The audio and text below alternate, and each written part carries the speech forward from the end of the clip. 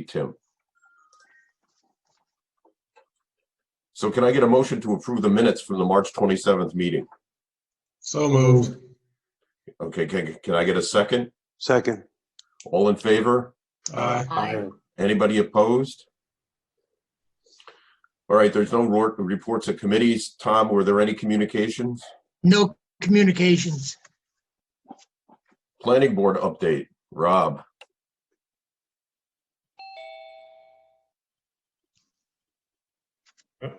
I just come in. Okay, so a few things, and actually, if you don't mind, Frank, I'm going to tie the planning board update in with the economic development. Oh, absolutely, that's fine. So I'll just kind of run them together. Yep. So planning board updates, Port of Albany, they were on the planning board meeting this Tuesday. The generic environmental impact statement is moving along. Looks like we've been able to resolve a lot of the outstanding issues as far as impacts from that development. Traffic impacts, construction impacts were all discussed at Tuesday's meeting. We have some resolution measures in place in the documents, and I expect the port to return at the May 5th meeting for the planning board to accept the final draft environmental impact statement. So that'll be a good much needed next step, and then we can move on to the finding statement, which is the final step in the seeker environmental review process. If you recall, this is all related to their focus on going after wind energy manufacturing suppliers and fabricators. So we are looking forward to seeing that move ahead. 1381 River Road. This is Bert Crane. They were before the board about 2 months ago. That still remains under review through planning board site plan. Hopeful that they'll be back on the May meeting for final update and approval. 76 West Yard Road, Lindy Gas is pursuing a new plant at that site. They have an agreement with Messer, who is another gas supplier, to lease space, and that plant will be constructed to supply nitrogen to Sabic. So there's essentially an underground pipe that goes underneath the CSX rail yard that provides gas from the site on West Yard Road to Sabic. As we all know, Sabic, a major industrial party in our town. So that is under site plan review. We expect to bring them back at the May 5th meeting as well. The comprehensive plan update, that moves ahead. Our comp plan committee has met on April 15th. We received 9 responses to our request for proposals. Those responses reflect national, local, and state firms. So we were happy with the range of responses we received. A lot of qualified planning firms as well as community engagement firms. Happy to see that. And I think that's a reflection of our RFP that went out. We were looking for an emphasis on engaging the community, engaging the public, and making sure that they are a intricate part of the development of the comprehensive plan. The subcommittee now moves ahead with reviewing the RFPs. We'll look to shortlist those nine firms, and then to be honest, we're going to have to figure out how we move ahead with interviews during these current times. So maybe a Zoom interview. Maybe some of these firms are familiar with that process, but we'll have to figure that out as we go. But the next step is to set up a short list. I was actually also pleased to see, I think maybe 4 or 5 out of the 9 firms did include a economic development sub-consultant on their team. So that was also good to see, since we do anticipate seeing an economic development element of this comprehensive plan. Mm-hmm. If you recall, we spoke about at the February meeting the communication strategy for construction projects. This was a project, an initiative that we teamed up with the Bethlehem Chamber of Commerce. This is one of the final projects Liz was working on before she left. The firm of Baker Communications was working with us to put together a communication strategy so that as construction projects move ahead, we limit and essentially minimize impacts to businesses as these construction projects continue. Communication obviously is important, and the communication strategy provides tools and essentially packages those tools in a step-by-step process to work with businesses to better communicate between the town, and then how those businesses can better communicate with their clients and customers. And so a lot of these tools are things we've seen already, although I think the benefit of having this strategy in place is that it puts them all together. So we now have a set list, a set guide, what graphics we can use, what measures we can use, what key communication pieces we can use to actively participate and work with these businesses to, again, minimize disturbance to their businesses during construction projects. So, some of the things that's listed out there, obviously using social media, text alerts, direct mailers, having a standalone project website. They even suggested short video clips, 1 to 2 minutes, is really the best, is the most, I guess, the most time that we as humans have an attention span for. So they advise on keeping video clips to 1 to 2 minutes.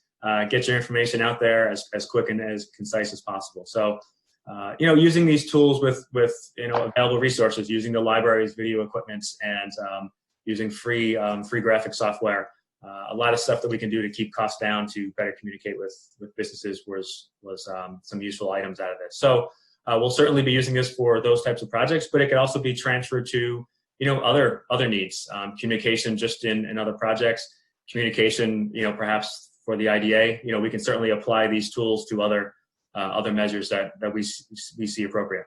Mm-hmm. And then finally, the micro enterprise program, we keep moving that along. All those monies have been obligated to the 8 businesses. They are actively pursuing reimbursement. I am in active communication with 2 of the 5 remaining. The others are completing some paperwork. But 2 of the newer businesses that we're looking to get started are actively pursuing starting up their business and need these funds for equipment and fixtures. So it's good to hear that, obviously, during these times. The entrepreneurial training class that the folks are intended to complete, the Community Loan Fund, is the group that we use to teach those courses. Our experience with them has been really good in operating those courses. They will be starting their courses on May 9th, so they have modified their course format to be a Zoom format. And so they will be starting that on May 9th, and that will run for 8 consecutive weeks. 2 of our micro enterprise businesses are required to take those courses. So nice to see folks making adjustments to keep programs moving ahead. And I know those businesses were eager to get that started so they can start accessing their money. And that's all I have. Okay. So I know you talked about the communication with businesses when the construction takes place. Is the construction still on schedule? We actually, at the town board meeting, had a bit of a hiccup at the town board meeting this past week. We do have a property owner that we are looking to acquire property for, and we have started the process of potentially moving into eminent domain proceedings. We're looking to avoid that as best we can, but that is going to cause some delay. We expect that to cause some delay to start construction. We need to have property acquisition in place before we can start any of the construction. So that is going to cause a delay to the time frame this year. Okay. So possibly a summer start is maybe moving to the fall. All right, thanks. I'm going to see if I can mute Robin's mic, because she doesn't realize that her mic is open.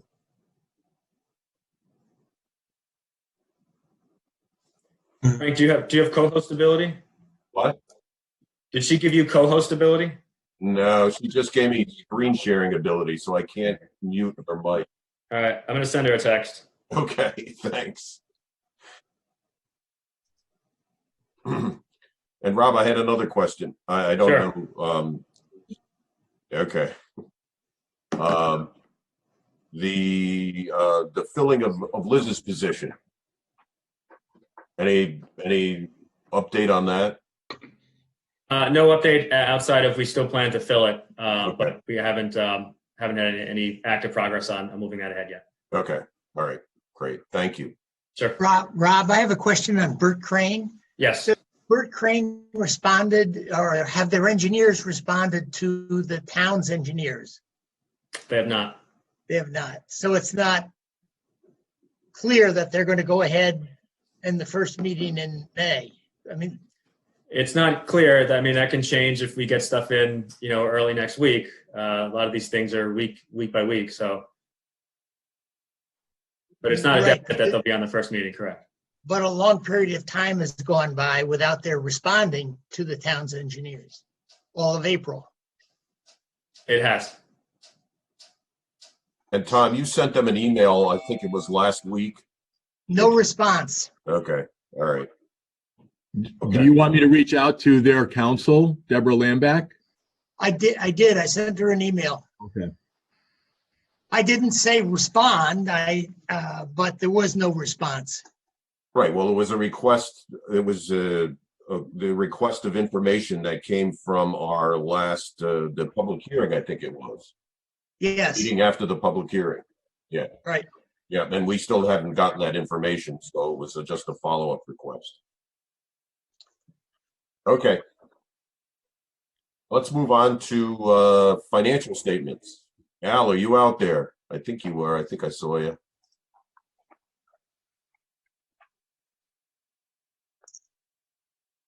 Well, there he is right there, but his microphone is muted. Al Michaels, are you out there?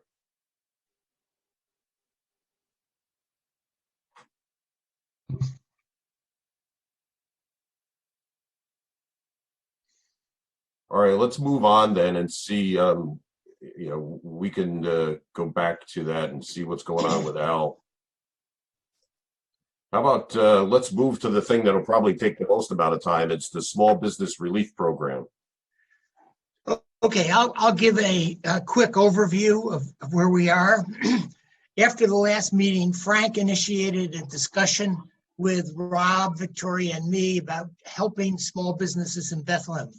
Concurrently, Kevin O'Connor, the director of the Albany County Department of Economic Development and Planning, organized a meeting of 7 IDAs in Albany County. The object was to create a $3 million fund to make grants to businesses in Albany County. To date, that group has had 5 meetings. I'm going to fast forward. The group has brought in the Community Loan Fund and Linda McFarland to administer the grants. I sent to you with your agenda documents prepared by the Community Loan Fund, the parameters, in other words, the requirements for getting a grant under this program, an application, a checklist, and a scoring matrix. However, there's been, and you can see, I'm not going to go into all the details. We'll probably ask questions about it, but in summary, small business will be entitled up to a $20,000 grant. A small business has to be 50 full-time employees or less. But there is a huge obstacle to going ahead, and that is that IDAs don't have the power to engage in loans or grants. The county executive has lobbied the governor for an executive order permitting loans and grants. So this lobbying has consisted of Kevin O'Connor talking to EDC. EDC says the executive order is imminent. They've also engaged Assemblyman McDonald, Senator Breslin to call the governor's office. County Executive McCoy has written 2 letters to the governor, but a month has gone by without the executive order happening. There's a second hurdle, and that's not really much of a hurdle, but each IDA has to approve participation in the program. Yesterday, there was a meeting of the county committee, and I should say that Victoria and Rob have participated in all the meetings, so they can fill in anything that I've left out. The information we got yesterday was that the Community Loan Fund has separately raised $170,000 from banks and foundations, and they're going to go ahead with the grant program with that money next week. There is still no executive order. They've asked Joe Scott to look at using contracts as a possible end run around the prohibition on grants. And Kevin O'Connor is pushing that pretty hard, but you know, we've been there before. We did this pre-PAAA. We did this before 2005, and the ABO in 2005, 6, 7, 8, 9 made it clear that IDAs could not do that. In other words, they could also, they can engage in contracts, but it has to foster the mission of the IDA, and you have to be able to show the connection between the two. There's one other missing piece, and that is, in the end, there will be an agreement between each IDA and the Community Loan Fund, as well as a resolution authorizing participation. Joe Scott is drafting that. We don't have it yet, but that's a key document because it's going to set forth a number of things that don't exist right now that are important to the Bethlehem IDA, such as Bethlehem IDA funds can only go to Bethlehem businesses. Bethlehem will have a voice in determining which business, Bethlehem business, will get a grant. So, I mean, there's going to be no action today because there's no executive order and there's no draft agreement between the Bethlehem IDA and the loan fund. So that's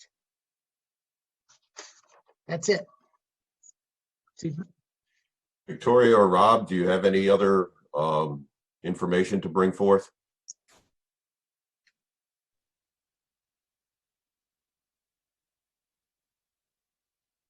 I will speak briefly. This is an unusual and even extraordinary effort on the part of IDAs in the county to come together and try to think through and talk about what we wish to do, what we are potentially empowered to do to preserve the viability of small businesses in our communities. And if nothing else, we will have achieved that. And I think that that is very positive. I would say that assisting small businesses is in fact part of the mission of an IDA, and would hope that members would also seriously consider that that is part of the mission if and when this does come before the board for approval. Anything else, Rob?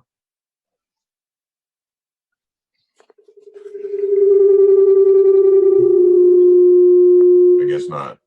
All right, is that me? I don't know. Oh, okay. Go ahead. Anything to add? No, I think Tom and Victoria gave a good outline. We'll continue to keep an eye on this and do what we can to move it forward. And, you know, the whole point was to try and help the businesses because they need some support to maintain the economic development in the town of Bethlehem. So that's why we were talking about this.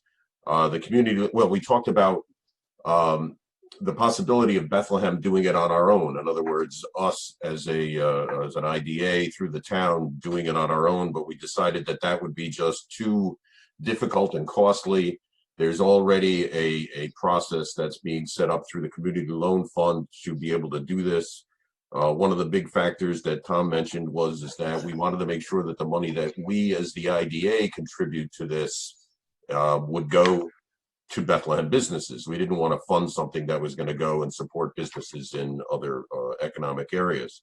The Community Loan Fund is going to, they reduced their administrative percentage to 5%. Originally, some of the discussion was that it was going to be 8 to 10%, but they reduced it down to 5%. So, you know, you could figure out that 95% of the money that we put into this would go to Bethlehem businesses, and we felt that we couldn't do it that for that kind of a cost. So so I'll open it up to questions or ideas or thoughts. For questions, there's a couple of points that I would like to make that members might be thinking. First is, as Tom said, the Community Loan Fund does intend to launch. It will be a much smaller program because all they have is a foundation and private money right now, businesses within Albany County, and then there's a fund specifically for Schenectady County. What that means, and that launch could come as soon as Tuesday, and it will be full press release and all of that, Bethlehem businesses will be eligible to apply for the program that is launched next week, regardless of whether IDAs are ever authorized to participate. Bethlehem businesses can apply through the Community Loan Fund, and they should know that there are certain dollars from the Black Chamber that will be specifically earmarked for minority-owned firms. So that there is something that Bethlehem businesses can benefit from that's coming down the pike. And second, we haven't mentioned among the 7 IDAs that have been gathering, this has been well received and well supported. I think because some of us have been participating, perhaps we didn't mention that Cohoes and Guilderland and City of Albany and Colony are receiving this positively, although of course we all know that they don't until there's something to vote. That's not official, but I think it is important for everyone in Bethlehem to know that this is being well received by representatives from other communities right now, and that regardless of what the town of Bethlehem puts in, should the Albany County IDA come in with the $1 million to $1.5 million that they plan to contribute, Bethlehem businesses would be eligible not only for the private and foundation money, for Bethlehem money, should we be authorized, and then also potentially eligible for part of the money that the Albany County IDA is putting in, which greatly expands the potential reach of this program to help our business. Thanks, Victoria. Any question? Yeah, I have a couple of questions. Victoria, has there been any discussion as to how those funds would be allocated? I mean, I know we have a scoring sheet and all that, but to make sure that there is an equitable distribution among the 7 IDAs, or I mean, so does Albany County get a certain percentage? Will Bethlehem get a certain percentage? Green Island, Cohoes. Is there any discussion along those lines about how the $1 billion, or right now I guess $175,000 would be allocated? There has been discussion, and it has been determined at this point, Tom and Rob, you can jump in if you wish, that the allocation of the group monies will be based on need and viability of the plan. They are not intending to prorate it by the dollars of participation or number of residents in a community or that sort of criteria. Okay, I guess my question, who would comprise the review committee that would make a decision on which businesses get how much money? Is it going to be, is it going to be dominated by Albany County, or is it going to be every IDA is going to be equally represented? How would that work? Do we know? The Community Loan Fund will be using its trained personnel who, as you know, this is part of their mission to make these judgments. They will be assembling a committee. There has been discussion, although not this past week, about how to make sure individual IDAs do have input in the selection process. That is to some extent up to the individual IDAs. So for example, one IDA may wish to have a member actually sitting on a loan committee, and another one may wish to have a step back so that we can, for example, prevent a tax dodger from receiving a grant. But with the scoring rubric that has been circulated, we are anticipating that the Community Loan Fund would be making the initial decisions and recommendations with oversight. But it is, now, Dave, to your point, even more broadly, I would say that it is absolutely not the intention to allow the county to dominate this in any way. Well, I would expect that. But as I understand, the Community Loan Fund primarily services minority and women-owned businesses in their service area. Is there something within their charter or something that would have to be changed to broaden out their loan program to include other communities or businesses that are not minority, women-owned? They do not have to adjust their charter. That's a very good question. They don't have to do that. They are already set up to administer programs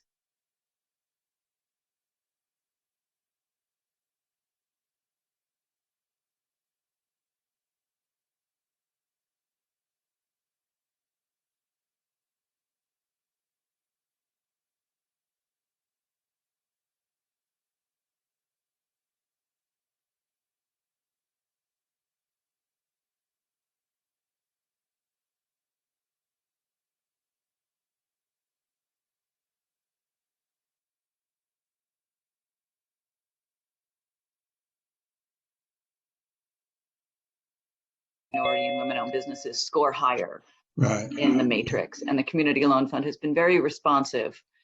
They are sensitive to the fact that that is their mission, and they are in this working with organizations who don't have that as part of our core mission or directive.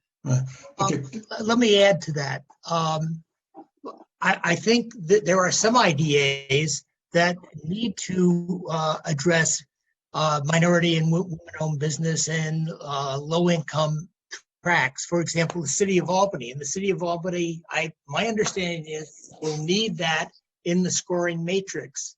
Linda McFarland has been clear that for dealing with Bethlehem, Bethlehem does not need to be scored on minority and women-owned business and low-income census tracts.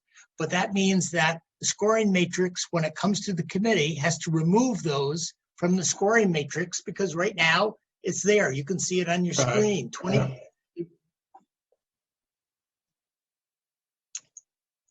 So anyway, it needs to be tweaked. This document came out, about 10 days ago? Hasn't been updated. It needs to be updated. And we need the documents from Joe Scott, which are going to spell out the relationship between the Bethlehem IDA and the loan fund. Okay.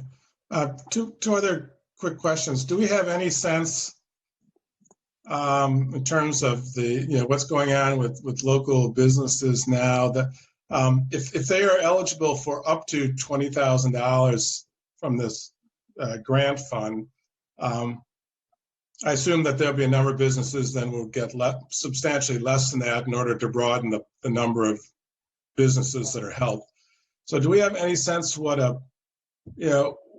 the impact of a small grant would be on the overall economic viability of some of these businesses that would be applying?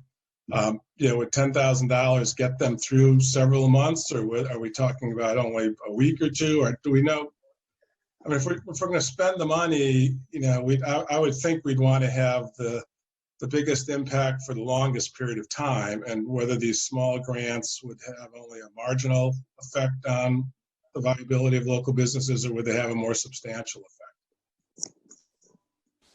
effect? The Bethlehem Chamber did put out results of their survey they conducted. I think it closed maybe 2 weeks ago. And there was a fill-in question as far as what assistance do you need. Financial assistance was certainly overwhelmingly popular. 90 businesses in Bethlehem took the survey. And I think, and they also mentioned funding for paying utilities, rent, salaries. That was listed out in the comment section of that survey. How much? That was not a question on the survey as far as how much is needed to get you through a month or 2 months, but it certainly was identified as a need. I think we have to keep, and this is an obvious statement, but we need to keep scale and perspective. $10,000 isn't going to make a lick of difference for Savick or Corning, but $10,000 could probably make a huge difference for Sawyer Embroidery that's making safety masks for residents and businesses alike. So our businesses obviously span the spectrum of size, and the benefits of these grants will have a proportional impact. Is that factored into the scoring, that the impact that the grant amount will have, or is that something that we would have to pursue sort of as we're pushing certain businesses in Bethlehem to receive these awards? Yep. That we would want the selection committee to consider? I mean, how does that, if it's a small firm that doesn't need a $20,000 grant, will they be disadvantaged by larger firms that need more money to be viable? I guess it's sort of my basic question. I think we would need to see the pool of applicants, but as Frank was scrolling through the application just now, language flashed up saying that the grants would be capped at $20,000 Right. or 3 months of operating expenses. And I think that goes to Supervisor Van Leuven's point. 3 months of operating expenses for a 1 or 2 person firm with a very small footprint could be well under that 10,000. But I think we would want to take a look at the allocation of the money and make sure that we are expanding the reach and that we're not doing 5 businesses who get 20. Right. And this is after federal assistance too, which I thought was positive. So businesses have to seek federal assistance before they go into this program, I believe. That's correct? Yes. Yes, they have to demonstrate that. Yeah. They have to demonstrate that they applied but not necessarily received, right? Well, many businesses nationwide applied and didn't get funded before the first. So we're not penalizing them if their bank didn't file the paperwork on time. Okay. And there is another round coming, in theory. I believe Right. the House passed it last night or this morning. Yeah. Right. I think that the overall, with the application, they're also looking to find out what is your, as a business, overall strategy to continue through these times. Are you making adjustments? Are you, moving into a different portion of your business? What are you doing to sustain yourself through these times as a reflection of the need and your plan? The criteria wants to see that you have a plan to keep things moving forward. Well, I thought in the rubric, I was very happy to see 40% to business viability. Absolutely. I think that's key. So you're not funding bad debts. Right. Do we have an idea of what we may be asked to contribute? No, we haven't gone down that road yet. One of the things that we have to sit down and talk about is getting rid of the fund balance policy, first of all, because we have a fund balance policy that says we need to maintain at least 3 years of operating expenses or somewhere around there, which is around some $450,000. Right now, even though we didn't go through the financial statements, I think we are at a fund balance of about $460,000. So we're going to have to talk about how much we feel is appropriate for the IDA to put into this project. It could range from $50,000 to $100,000. It's, if we decide that, okay, all we need to do is keep 2 years of operating expenses as part of the fund balance, then we could contribute $100,000 or $120,000 or something like that. But no, I don't know. I haven't come to a conclusion as to the dollar amount that we might be able to contribute. And I don't know if they've said how much they want at all. I don't know. I haven't been part of those phone calls, so I don't know. Tom or Victoria or Rob, have they specified any dollar amounts or any minimums? No, there hasn't been any minimums from what I've heard. It's what you can contribute and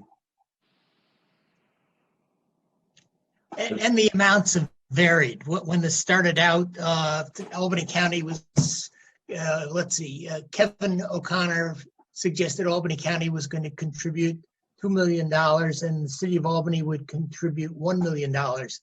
In the conversations that have occurred since then, that those figures have come down significantly. Now, Albany County is talking about 1.4 million. So the amounts are in flux because nobody has decided. And I would think from our perspective, I wouldn't want to put in $20,000 because that's not going to do much at all to, help the businesses in the town of Bethlehem. I think we need to be thinking about bigger numbers in the $100,000 range, because that, if they, if it's a $5,000 grant, we could help 20 businesses. Well, only 19 because we'd be giving up $5,000 as the administrative fee. But, and if we come to the conclusion that we decide we can't afford to put that kind of money in, I'd still want to put something in to make sure that we are looked upon favorably in the town of Bethlehem when it comes to the allocation of other funds.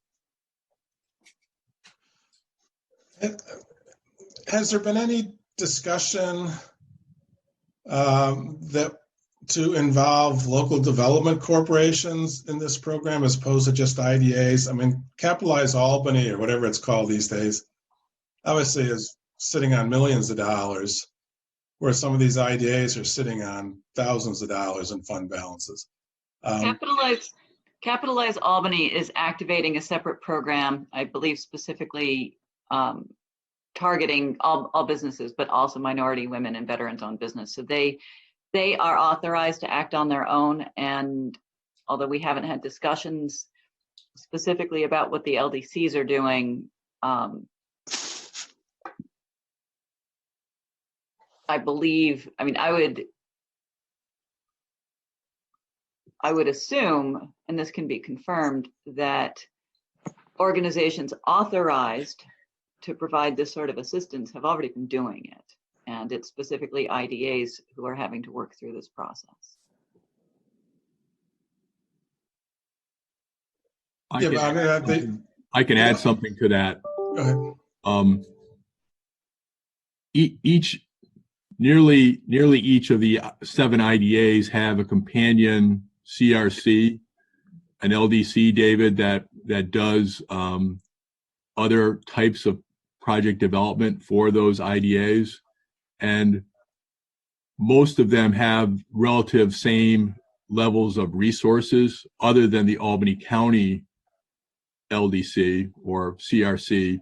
And that entity is also involved in these discussions. So the significant contribution that people are talking about with respect to Albany County's participation includes those 2 entities, the IDA and its companion or sister CRC. So they are talking or addressing, at least indirectly, the comment that you raised. And Joe, it's been 5 years now since I was involved in this, but LDCs do have the authority to do grants and loans. Absolutely. Right? So Absolutely. and that's basically why they're set up. So they are in some ways more appropriate than an IDA in terms of the funding vehicle to run these kinds of programs, correct? Well, there's some value-laden comments there, David, in terms of more appropriate. Because 15 years ago, people would make the argument that IDAs did have the authority to do loans and grants, and it's only by virtue of attention by some state regulatory agencies, et cetera, that perhaps that's been narrowed. I don't think there's any doubt that the purpose of why IDAs were formed would include this kind of assistance. I think what's happened is that people are being very conservative, rightly so, to wait for the governor's action with respect to the issuance of an executive order to give us concrete guidance. And I have participated in all these working group sessions. I'll underscore the point that Victoria made, that this is unprecedented and significant in terms of the involvement of these 7 different entities and all working together collaboratively. It's really a very terrific effort. From my perspective, there's 2 issues. One, concrete authorization, and we're waiting on the governor's executive order, and there's been varying predictions as to how quickly or not quickly that will happen. I mean, during the discussion yesterday of the working group, there was some discussion about whether it will actually ever happen. My second point, though, is I want to make sure that there's a very concrete and clear administration of the funds. It's not enough for an IDA to hand the money over to an entity that is authorized, and if the IDA is authorized to do that, to an entity that is authorized to administer their funds. We want to make sure that they have a very concrete, very well-defined process. And what you're seeing from the Community Loan Fund is really a demonstration of the activity on the part of the IDA to point to them and say, look, we need good administration, good monitoring of these monies, because when we're audited, not if, when we're audited 2 years from now, and everyone forgets about how difficult this situation was, there'll be questions posed to us as to the validity and the skill, if you will, of how this money was applied. So we want to make sure that it all fits together, both from an authorization standpoint and an administration standpoint. Has the local chamber shared the results of the survey with us, or would it be helpful if we had a meeting with the chamber to discuss really what is going on with local businesses in the town and what the value of this program would really be on a townwide basis? I mean, I saw the news articles, and there's a clip on local TV about something like 43% of Bethlehem businesses would, I guess, reported that they might go bankrupt or go out of business under the current economic situation. So should we be engaged a little bit more closely with the chamber before we really make any final decisions on, even if we had the ability to issue the grants, on the grants, whether we should be talking to them in more detail to find out what the benefit would be to local businesses? Well, I saw an email from the chamber that had summarized in the results of the survey, but I don't remember all of the details. Rob, did you get that email? Yeah, I think that might have come through me, and that was from Maureen McGinnis, the director over there, and she had provided us with some of the sample responses, not sample, but a couple of responses that came through. She was certainly supportive of a program that would help provide grant funds to the businesses, and she was supportive in understanding that this would be a bridge, potentially for the federal funding that, this is during the first round of the federal funding. This would be a bridge before that funding came through. Obviously, we now know that the first round is over and the second round is coming in. But she was certainly supportive of the fact that monies would be made available to Bethlehem businesses to help them through 1 month, 2 months in paying utilities, paying rents, and salaries to keep people, to keep businesses moving ahead. We can certainly engage her again, but there's no doubt in my mind that there's a need, and she would support that such a program. Could I just suggest that I think we're framing the question wrong? I think that rather than saying how will this benefit local businesses, when local businesses range in size from multinational corporations to sole proprietorships, that's not a question that really we can explore productively. I would suggest that if we do go to the Chamber of Commerce, which I think would be a productive way to go, we go to them and say, if we were to be able to bring X amount of dollars to the table, how could they be applied to be most beneficial to businesses in need? So say if we were to come to the table with $200,000, what would the benefit be of 10 or 19, $20,000 grants? No, that's wrong. Of 10, $20,000 grants, or of 19, $10,000 grants. I think if we start breaking it into more specific grant sizes, then we can actually have a discussion of what the benefits will be. But if we just come in and say, what would the benefit of $200,000 be, we're not going to get anywhere. And Rob, how many businesses responded to that survey? 90. 90? Yeah. Yeah. And it wasn't just chamber members? Was that a criteria that they had to indicate? No, it was the chamber. The chamber hosted it, but anyone could respond. And you did have to get. I think you did have to answer how many years you've been in business in Bethlehem, but you did not have to be a member of the chamber to respond. There was no requirement. Okay. Is there any provision to recapture funds like we would as an IDA if it turns out there's either, we awarded money to a business that, fraudulently applied or that, somehow used the money for unintended purposes? Do we have any options to recover any money that we would make available under the current criteria or No discussion under the Albany County plan. Okay.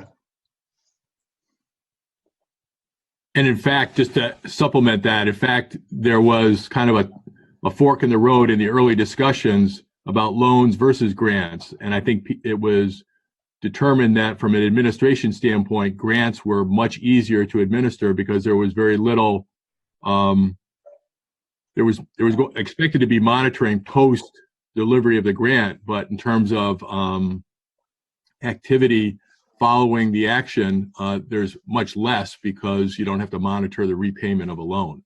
Right. So that, because there was, given the size here, I mean, a $10,000 grant or $10,000 loan, given the size, the relative size, compared to the amount of administrative work, there was some, consideration given with respect to that. My last question. I promise I'll be quiet then. My sense is that there will not be an executive order anytime soon. 5 years ago, actually, the ABO introduced legislation to give IDAs the ability to do grants and loans, and even the New York State Economic Development Corporation, the EDC or ESDC, whatever, EDC, balked at the legislation. So I'm not sure whether this executive order will go anyplace or not, but let's assume it doesn't. Is there still going to be an effort underway to generate funding for these local businesses in need outside of any IDA contribution, whether it's through an LLC, an LDC or private funding? It would still be administered, so the grant program would exist, but just without IDA funding? Or is this sort of contingent on the IDAs contributing in order for the grant program to get off the ground? Grant? Well, we already know it's, I'm sorry, go ahead. As Tom was about to say, the grant program is launching. Linda McFarlane will absolutely take additional donations and monies from, appropriate sources to expand it. So the IDA money makes it bigger, and with the executive order, Bethlehem we would be able to give our businesses that leg up by having a pot reserved for them. But that said, Kevin O'Connor was specifically asking yesterday on the phone if IDAs had other ideas for small business assistance that we might be able to do cooperatively in the event that the executive order doesn't come through. Having convened this group, he really did ask for other ideas. And I can't say there was a lot of discussion because it's a different question to be posed. But I think he's right to ask it. We just don't have the answer. So David, your question was asked. One thing that I was thinking of, and I mentioned it on the call, and I will mention it here, Albany County has typically done rather poorly in terms of the proportion of REDC monies received every year. The Capital Region might get a headline, but Albany County itself tends to be a bit underfunded outside of either Albany Med or the nanotech. And one thing that we as the IDA might have within our mission, and I think it's at least worth asking, is there some form of assistance that we could provide or help the town provide to give projects within the town of Bethlehem a little bit of an edge at that pot of money. But otherwise, it was crickets so far. Hopefully people will be thinking. Okay, thank you. Frank, I've got a hard stop in a few minutes here. Can I just ask one question? Sure. First, thanking all those who've been putting so much time and energy into this initiative. It seems unlikely that we would be able to make the kind of contribution, even if all the questions that have been raised here could be answered without bumping up against our current fund balance policy. We may find, depending on how things go over the next 9 months, that we're going to be bumping up against it anyway. Does it make sense to schedule some time to revisit that fund balance policy and get that on the calendar because we might have that discussion down the road anyway? Yeah, well, what we should do is get the finance committee involved in talking about the fund balance policy. And we can do that before the next meeting on May 22nd, just to talk about the situation with regard to where we stand as far as an IDA. So yeah, that's a good point, Tim. Okay, so one of the things that came out of this is maybe more information from the chamber about some of the results and maybe what we can do. And I would participate in meeting with Maureen, and I don't know if Rob and Victoria and Tom, you want to do it too, but with a Zoom meeting, it's not that difficult.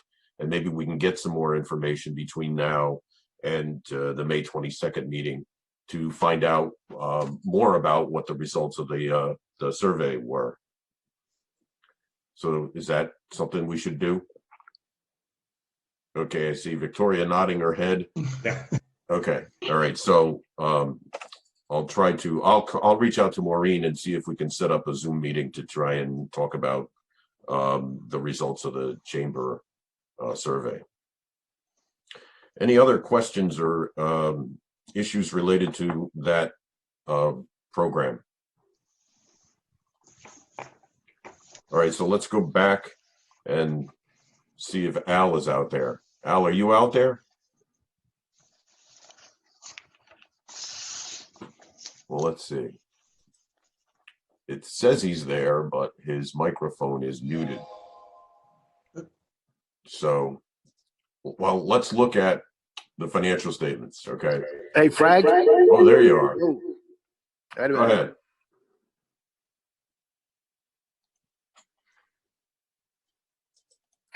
Okay. All right. Here we go.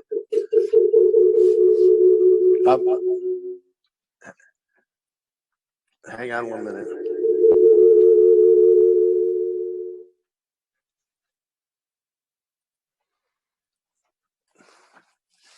All right. I've got to get away from this microphone. Okay. For the financial statements. Okay. We've got our statement of net assets as of March 31st, 2020. Our cash balance is $276,040.80. We have $200,000 in our Fresco CD. I'll update the interest on that this next month. We've got prepaid assets, prepaid expenses of $2,665.84. So we have total current assets and total assets of $478,706.64. Our liabilities and equity have accrued expenses, monies due to the town of $27,364.26, leaving us with net assets $451,342.38. On our statement of revenue and expenses, fee income year to date is $17,743.35. PSEG energy reimbursement, $41.95.99. Total income, $21,939.34. Salaries and wages, $12,142.02. Contractual expenses, $21,623.39. Employee benefits of $27,22.26. The total expenses, $36,487.67. Deficit of $14,548.33, and after the little bit of interest I've booked so far, we're at $14,508.10 year-to-date deficit. When we compare that to budget, we're still over budget for fee income because we recognized all the annual fee money in January. At PSEG, we're running low because we're in that middle period of the 3-month billing cycle. That'll get closer to evening up when we do the next quarterly billing, which will be at the end of April. Salaries and wages are, of course, online. Contractual expenses are a little bit high because we've paid most of our expenses for the year, early in the year, the audit fee and all those things. And employee benefits are running a little bit under budget, and that'll shake out depending upon how the state retirement contribution comes out. So our net income is $11,127.11 behind the budget for the first 3 months. And of course, it's all based on if we can get a project to close. Are there any questions? Yeah, it's Dick. Thank you, Alan. And if we do have a conversation of funding in May, I think maybe we should have the Finance Committee also revisit the budget and make a projection after the first Q PSEG income is in to see where we think we really might wind up at the end of the year, so that we have a good projection for the end of the year.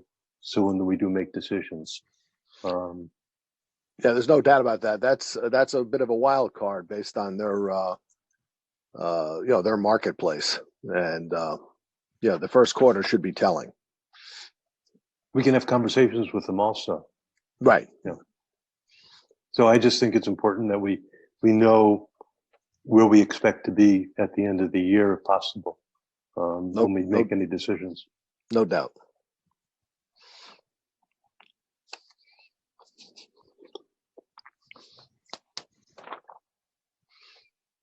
Good point, Dick. Any other questions for Al? Okay.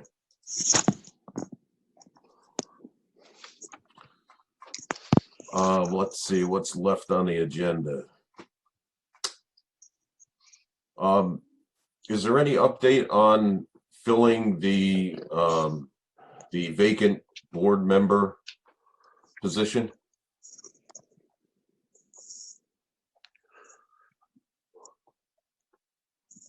Hearing none, I guess there is no update. I believe there's we did get I'm sorry, I'm just looking through it. Yeah, we did get a response. We got one response actually to fill the position. We can forward that to you and the town supervisor and go from there. But something did come in. I apologize. It's something that I lost track of. But we did get a response in. If someone's interested, yes. Because I saw that one Okay. application. I discussed it with Robin. She said that in order to, with only one response, that we should reach out and try to get other applications. Okay. All right. Thank you. All right. So our next meeting is Friday, May 22nd. At this point, we are probably going to be remote. And Tom Conley, I'll get together with you after you have your governance committee meeting today, and we'll talk about setting a date for the finance committee to talk about the budget revision and the fund balance policy. Okay? Yes, we're still going to have the audit committee meeting after the May regular meeting? Yeah, because all we got to do at that meeting is to Okay, approve the changes that we made at the meeting that we had back in, Okay. I think it was March. Yeah, yeah. Any other business? So I want to thank Victoria and Rob and Tom for all the work that they did, just like Tim mentioned on this, the small business relief program. We've had a lot of Zoom meetings, or not a lot, but several. And thanks to Robin for coordinating all of those, because I really appreciate it. And if anything breaks on this in between now and the May 22nd meeting, we may have to have an unscheduled meeting of the IDA board to talk about where that's going and what we want to do going further. But until then, can I get a motion to adjourn? So moved. Can I get a second? Second. All in favor? Aye. Aye. Anybody Before people opposed? sign out, whoops, What? David, Dick, and Tim McCann should stay on the line because we're having a governance committee meeting, so don't. Gotcha. Okay. Take care, everyone. Everybody. Bye-bye. Okay.